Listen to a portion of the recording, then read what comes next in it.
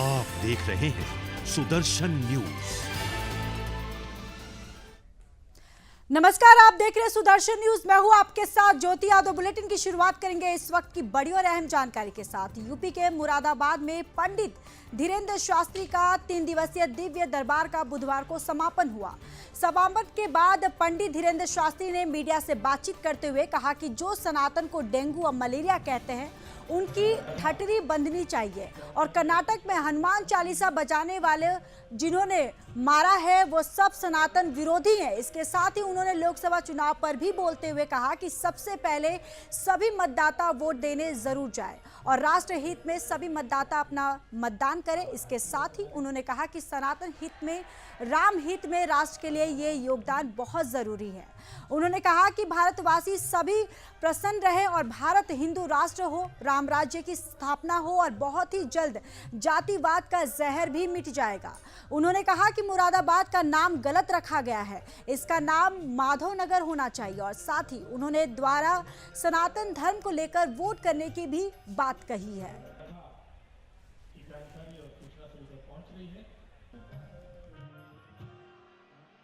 लोकसभा चुनाव में यही कहना है कि सभी मतदाता सबसे पहले मतदान करें, वोट देने जरूर जाएं। राष्ट्र हित में, सनातन हित में, राम हित में जरूर वोट करें।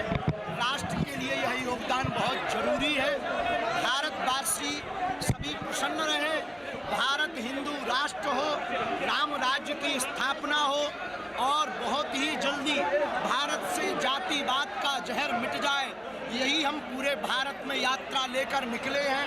मुरादाबाद आकर बहुत आनंद लगा, बस मुरादाबाद का नाम अच्छा नहीं लगा। खबर यूपी के मथुरा से है, जहां श्री कृष्ण जन्म स्थान की होली में विशेषता है और समूचे ब्रज में होली होने वाले होलियों की संपूर्ण झांकियां इस होली में देखने को मिलती है और देश विदेश के लाखों की संख्या में आए श्रद्धालुओं की भीड़ रही। वही सुरक्षा व्यवस्था के पुख्ता इंतजाम भी रहे। दरअसल बरसाना और नंदगांव के बाद होली का धमाल आज मथुरा में देखने को मिला। रंग, गुलाल, फूल और नाच गानों के साथ हुरियारों ने भगवान कृष्ण की जन्मस्थली पर खूब धूम मचाई और पूरा जन्म स्थान जो परिसर है राधा कृष्ण की प्रेम भरी होली के रंग में रंग गया, क्योंकि ऐसा माना जाता है कि होली की शुरुआत द्वापर युग में श्री कृष्ण के हाथों हुई थी और तब से ही ब्रज में होली का विशेष महत्व है। वही ब्रज में होली का महत्व बसंत पंचमी से जो है ये महोत्सव शुरू होकर अगले 45 दिनों तक चलता है।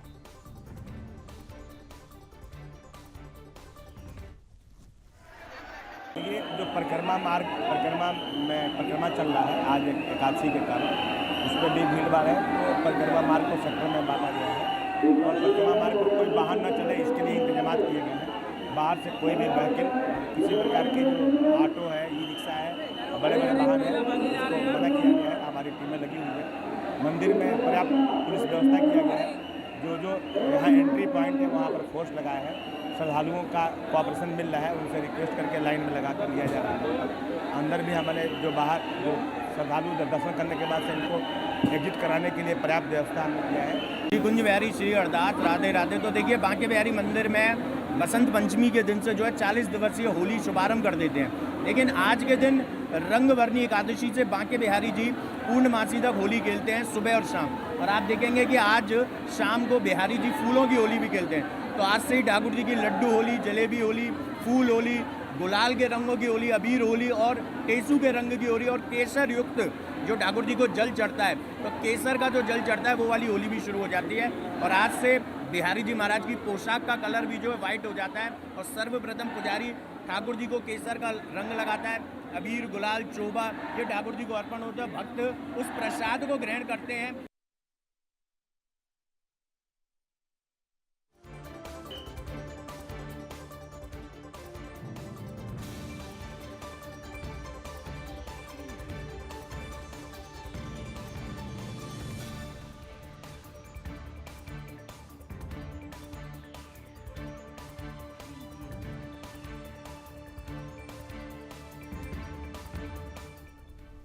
खबर यूपी के चंदौली से है, जहां अलीनगर थाना क्षेत्र अंतर्गत रोहड़ा गांव में बड़ा हादसा प्रकाश में आया है और कोटद्वार के यहां कार्यरत मजदूर की बोरे के नीचे दबकर मौत हो गई है। घटना से आक्रोशित ग्रामीणों ने कोटद्वार के घर के सामने शव रखकर जमकर उपद्रव और प्रदर्शन किया।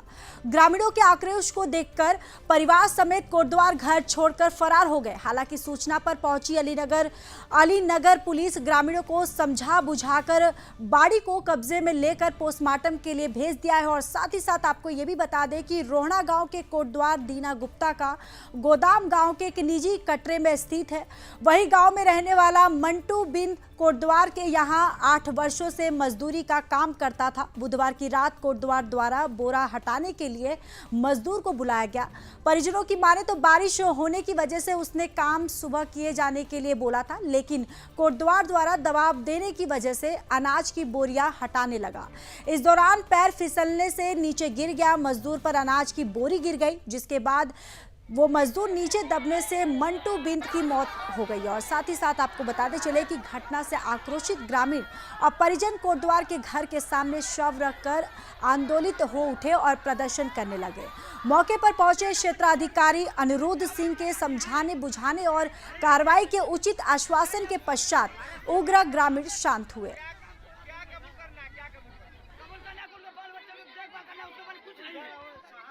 एक मजदूर व्यक्ति की दुर्घटना में मौत हो गई थी, तो उनके परिजनों की कुछ मांग थी, उसी के संबंध में हम लोग वार्ता किए हैं। बॉडी मर्चरी के लिए गई है, आगे जो भी विधिक कार्रवाई की जा रही है। परिजन क्या चाहते हैं सर? परिजन तो आप स्वयं जाके पूछ लीजिए उनसे क्या चाहते हैं। हमारा काम है FIR दर्ज करना और अग्रिम विधिक कार्रवाई करना। मामला ये है कि गांव के कोटेदार थे, इनके यहाँ मेरा भाई मिंटू लाल बिंद जो है कि 8 साल से मजदूरी कर रहा था, कोई प्रकार के इंश्योरेंस नहीं कराए थे। आज बरसात हुआ था, वो 4 बार गए, 5वीं बार वो बोला कि सर पैर फिसल रहा है, हम काम नहीं कर पाएंगे।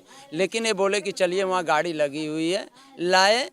कुछ पैसा इनका 4 दिन का बाकी था, वो नहीं दिए, तो उसको भी लगा कि भाई होली का मौसम है, आज नहीं करेंगे तो सब्जी नहीं देंगे, इसीलिए वो काम करने आया, जिसमें पैर फिसल जाने के कारण पैर इसलिए फिसल गया सर कि वहाँ सुविधा थी ना, चढ़ाई था। जो चढ़ाई बांधा जाता है, मेरे भाई हैं जो पहलेदार हैं, बहुत तरीके से जानते हैं कि कैसे किया जाता है, वो सुविधा न रहने के कारण इनके लापरवाही से उनकी मृत्यु। खबर यूपी के कानपुर से है, जहां बिधनूर पुलिस पर देर रात चेकिंग के दौरान बाइक सवार बदमाशों ने फायरिंग कर दी। जवाबी कार्रवाई में एक बदमाश सलीम को गोली लगी, जबकि दूसरा मौके से भाग निकला। पुलिस ने सर्च अभियान चलाया तो पास खेत से दूसरे बदमाश आरिफ को पकड़ लिया गया। पुलिस बदमाश को घायल अवस्था में बिधनी CHC लेकर पहुंची, जहां प्राथमिक उपचार कर डॉक्टर ने कानपुर के हैलेट अस्पताल रेफर कर दिया है। पुलिस के अनुसार बदमाश सलीम बिधनी थाने में गौकशी के मामले में वांछित चल रहा था। कानपुर DCP साउथ रविंद्र कुमार ने बताया कि बिधनी थाना पुलिस को मुखबिर के जरिए सूचना मिली कि गौकशी करने के लिए निकला था, जहां सूचना मिलते ही बिधनी पुलिस ने देर रात किसान नगर रोड पर चेकिंग अभियान चलाकर वाहन को चेक करना शुरू कर दिया। इस दौरान एक बाइक आ रही थी, जो पुलिस को देखकर वापस लौटने लगी, जिस पर पुलिस ने बाइक सवार को रुकने को कहा। तभी बाइक सवार बदमाश ने गोली चला दी। आत्मसुरक्षा पुलिस की जवाबी कार्रवाई में सलीम को पैर में गोली लग गई।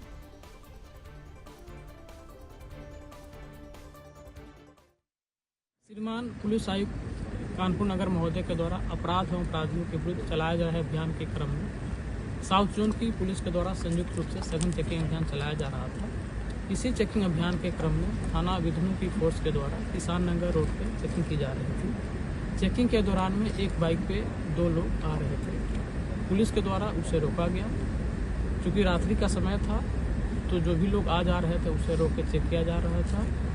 जब उसे रोका गया तो जो 2 लोग बाइक पे आ रहे थे, जिस दिशा से आ रहे थे उसी दिशा में भागने का प्रयास किया गया। रोड की जो बनावट ऐसी है, यहाँ पे जो ब्लाइंड कर्व है और बाइक की स्पीड ज़्यादा होने के चलते वो दोनों उनकी बाइक फिसल गई और रोड के किनारे गिर गए। पुलिस पार्टी के द्वारा उसके नज़दीक जाया गया और जैसे पुलिस पार्टी उसके नज़दीक पहुंची, जो उसमें से एक व्यक्ति था, उसने जो है पुलिस पार्टी के ऊपर जान से मारने की नीयत से फायरिंग कर दी।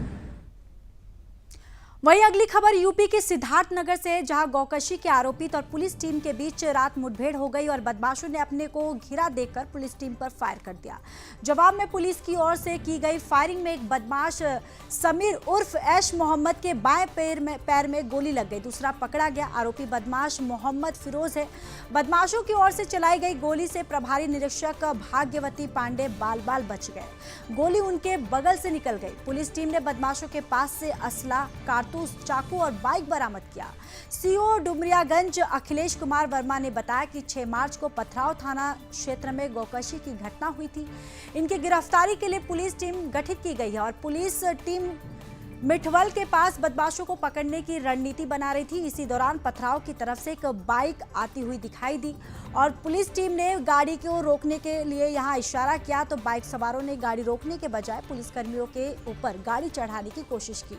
फिलहाल दोनों आरोपियों के खिलाफ मुकदमा दर्ज कर लिया गया है और आगे की कार्रवाई की जा रही है।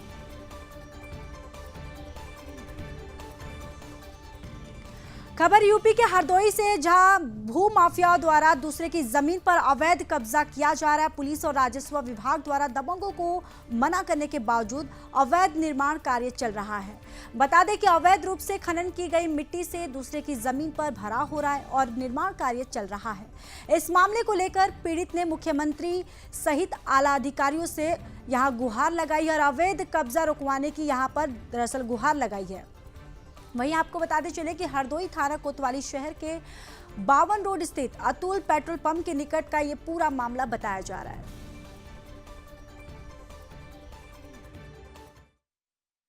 रोड पे उदय प्रताप ताजपुर की जमीन है। उनके हम मुख्तार आम विजय नारायण त्रिवेदी मोहल्ला बैठगंज।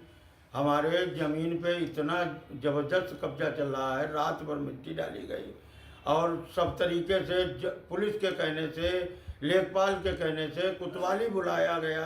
112 हमने डायल भी किया। सब कुछ करने के बाद उनको रोका गया, मगर तब भी वो मान नहीं रहे हैं।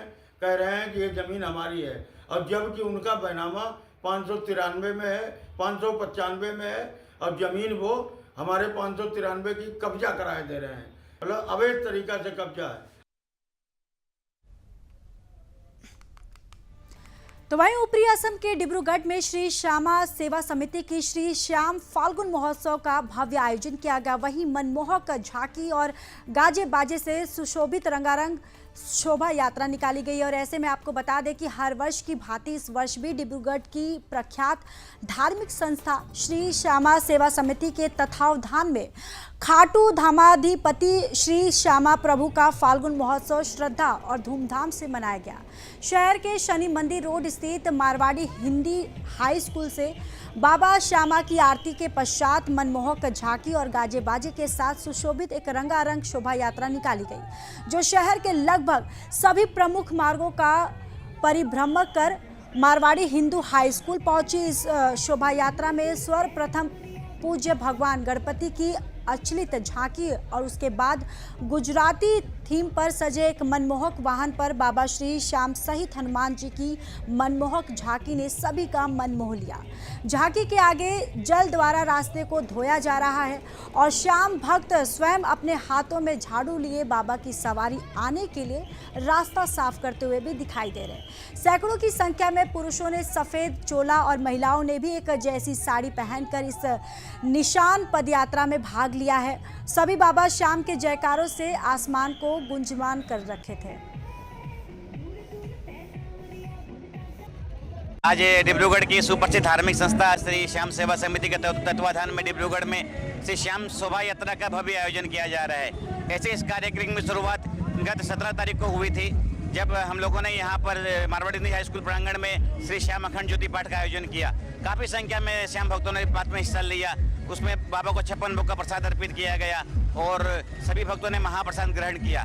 उसी क्रम में आज 19 तारीख को एक शोभा यात्रा निकाली जा रही है, जो शहर के प्रमुख मार्गों से होती हुई वापस पुनः मारवाड़ी हिंदी हाई स्कूल पहुँचेगी। यहाँ पे 1993 से ये काम हो रहा है बाबा श्याम का। उस समय 10-15 लोग हम लोग होते थे। आज बाबा श्याम का इतना प्रचार हुआ है कि 31 साल में कितनी श्याम सेवा समिति, कितनी श्याम बाबा की सेवा समिति डिब्रूगढ़ में श्याम बाबा का मंदिर बन गया है। हम लोग यहाँ से हर साल पानी तुला जाते हैं। तो आज के दिन श्याम शोभा यात्रा हम लोग नगर में घूमते हैं, नगर में परिभ्रमण करते हैं कि हमारे डिब्रूगढ़ शहर में सुख शांति समृद्धि हो और सभी लोगों का बाबा श्याम। चलिए अब बात राजस्थान की कर लेते हैं। राजस्थान के चित्तौड़गढ़ में धार्मिक जुलूस पर जिहादियों द्वारा पथराव का मामला सामने आया। आपको बता दें कि पथराव के बाद पहुना गांव में माहौल गर्मा गया, लेकिन पथराव में घायल हुए व्यक्ति के उपचार के दौरान मौत हो गई। मामले को लेकर पुलिस ने मोर्चा संभाल लिया। चित्तौड़गढ़ जिला कलेक्टर और पुलिस अधीक्षक घटनास्थल पर पहुंच जांच शुरू कर दी है। घटना से गांव में भारी पुलिस बल तैनात किया गया। बताते चले कि चित्तौड़गढ़ जिले के राशमी थाना क्षेत्र में आने वाले पहुना गांव में प्रतिवर्ष की भांति इस वर्ष भी गांव में दशमी पर धार्मिक जुलूस निकाला जा रहा था। धार्मिक जुलूस के दौरान मंगलवार रात को मुस्लिम समाज के जिहादियों सोच रखने वाले युवकों द्वारा पथराव करने का माहौल यहां पर खराब हो गया है और साथ ही साथ पथराव में 1 दर्जन से ज्यादा लोग चोटिल भी हुए हैं। घायलों को उपचार के लिए भीलवाड़ा से लाया गया। वहीं आपको बता दें कि पथराव में घायल श्यामलाल छिपा की अस्पताल ले जाने के दौरान उनकी मौत हो गई।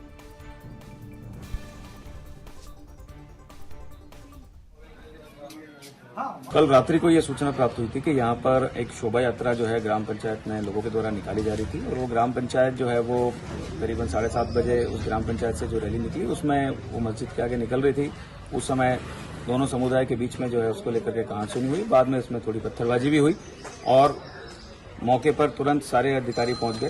स्वयं एसपी साहब भी पहुंच गए थे, मैं भी पहुंच गया था और उनकी समझाइश भी की गई और आगे की कार्रवाई की गई। इसमें कुछ लोगों को छुटपुट चोट लगी, जो यहाँ सब सेंटर है वहां से उनको फ्री कर दिया गया था। एक व्यक्ति के सर में इंजरी थी जिसको भीलवाड़ा भेजा गया था, जहां पर कि वो रात को ही उसको फ्री कर दिया। तो वहीं गुजरात के सूरत के डिंडोली विस्तार CR पाटिल रोड के पास का ये मामला है, जहां पर 100 मीटर के अंदर 3 फर्जी डॉक्टरों को SOG की टीम और जिला स्वास्थ्य अधिकारी के साथ में रखकर 3 दवाखाने पर छापेमारी कर बड़ी मात्रा में दवाई की जत्था के साथ रंगे हाथों पकड़ लिया गया और तीनों को हिरासत में लेकर पुलिस कस्टडी में भी रखा गया और आगे की जांच पड़ताल की जा रही है।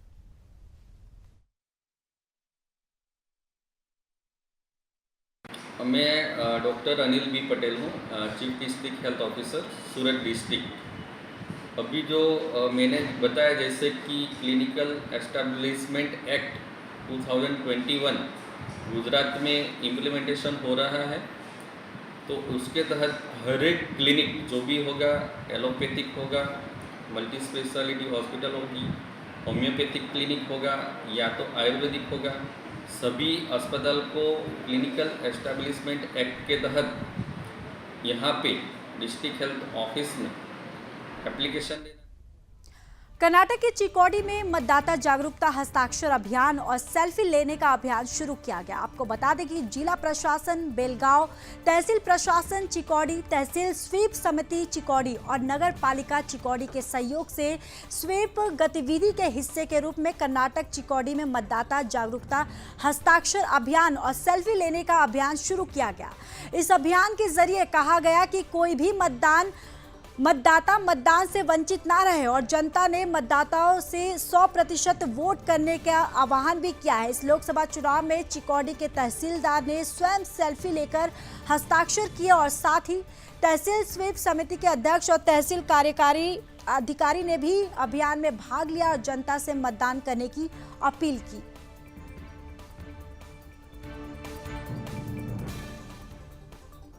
मध्य प्रदेश के टीकमगढ़ जिले के पुलिस थाना दिगोड़ा आने वाले ग्राम बमहोरी खास से श्री राम जानकी मंदिर से 5 महीने पूर्व 17 अक्टूबर को मूर्तियां चोरी कर ली गई।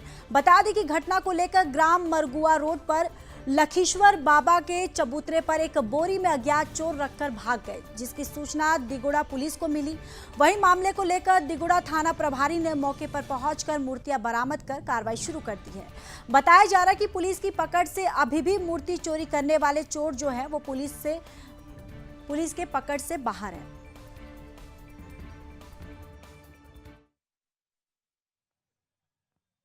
हमारी 17 अक्टूबर 2023 में भगवान राम जानकी की मंदिर की चोरी हुई थी, जिसमें भगवान राम और माता जानकी की मूर्तियां चोरी हो गई थी जी। आज सुबह हम घर पर थे तो हमें लखीश्वर बाबा की पूजा करते हैं पंडित जी, उन्होंने फ़ोन करवाया कि आपकी मूर्तियाँ एक बोरी में रखी हैं लखीसर बाबा के चबूतरे पर। तो वहीं मध्य प्रदेश के टीकमगढ़ में आधार कार्ड सरकार की नागरिकता और सरकार की विभिन्न योजनाओं के लिए अनिवार्य कर दिया गया है, लेकिन उसे बनवाने और सुधार करने में बड़ी मशक्कत करनी पड़ रही है। बता दें कि मामला टीकमगढ़ जनपद पंचायत में चल रहे आधार कार्ड सेंटर से सामने आया, जहां पर उपभोक्ताओं से बिना पूछे ही फुल अपडेट लगातार किया जा रहा है और उनसे अवैध वसूली भी की जा रही है। जानकारी के अनुसार आधार कार्ड में नंबर लिंक होने के मात्र 50 रुपये लगते हैं, तो उनसे भी अधिक रुपये लिए गए। मीडिया के माध्यम से सूचना ई गवर्नेंस विभाग में दी गई, जिसके बाद मीडिया के सामने मौके पर ही ई गवर्नेंस अधिकारी अनुपम दीक्षित मौके पर पहुंचे तो उन्होंने मौके पर मौजूद लोगों से बात की तो बताया गया कि आधार में निर्धारित शासकीय शुल्क से अधिक रुपये लिए जा रहे हैं। वहीं मौके पर तमाम दस्तावेज जांचे गए तो पाया गया कि सभी उपभोक्ताओं के फुल अपडेट मिले हैं।